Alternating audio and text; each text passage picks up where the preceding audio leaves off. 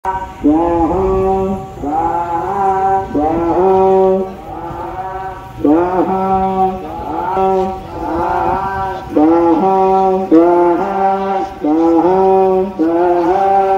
Friends, আজি এটা নতুন ভিডিঅ' লৈ আপোনালোকৰ মাজলৈ আহিছোঁ আৰু এতিয়া মই আহি পাই গ'লোঁ খানাপাৰা আৰু ইয়াতে শ্ৰী মহাৰুদ্ৰ যজ্ঞ চলি আছে আৰু সেই যজ্ঞ আজি আপোনালোকক দেখাবলৈ গৈ আছোঁ।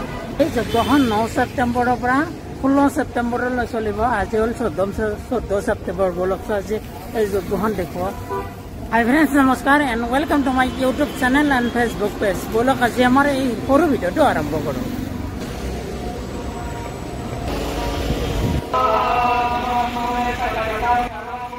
এতিয়া মহাযজ্ঞৰ ভিতৰলৈ সোমাই গৈ আছোঁ আৰু চাওক এটা কাপোৰেৰে ইমান ধুনীয়া এটা ডিজাইন কৰিছে আৰু এই ডিজাইনটো মই ফাৰ্ষ্ট টাইম দেখিছোঁ আৰু বলকচোন ইয়াৰ ভিতৰলৈ গৈ আছোঁ।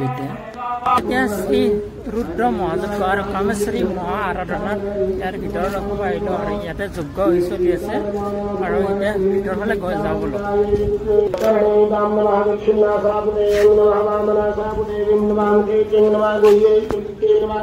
ইয়াৰ ওচৰতে আছে প্ৰকাণ্ড শিৱলিংগ।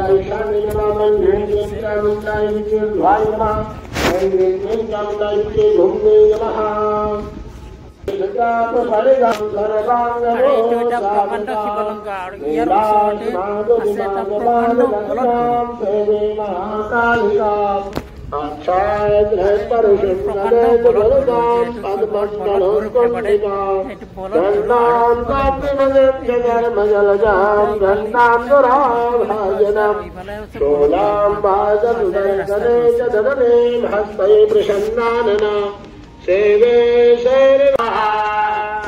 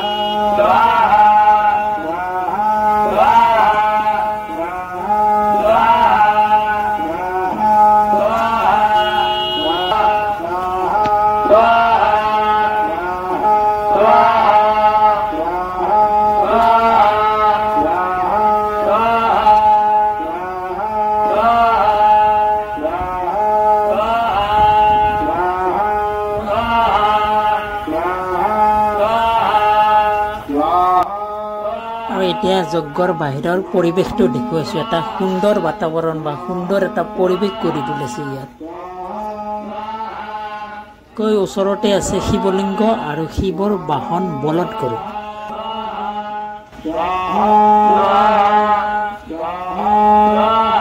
আৰু এই মহাৰুদ্ৰ যজ্ঞখন 9 ছেপ্টেম্বৰৰ পৰা আৰম্ভ হৈ 16 ছেপ্টেম্বৰ শেষ হ'ব।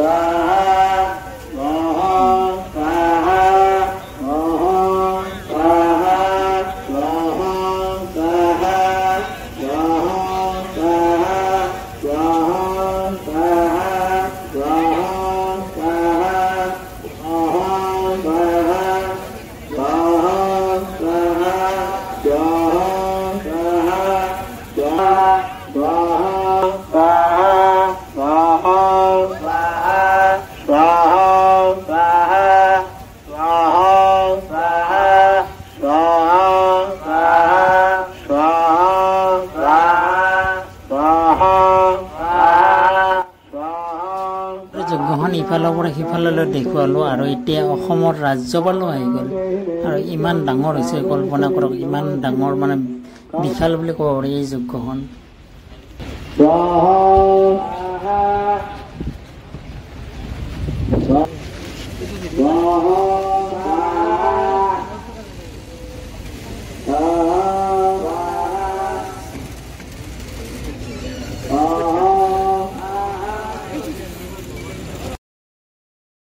এই যজ্ঞখনৰ সাংস্কৃতিক ধৰ্মীয় বা অন্যান্য অনুষ্ঠানৰ মুকলি মঞ্চ ইয়াতে এইটোৱেই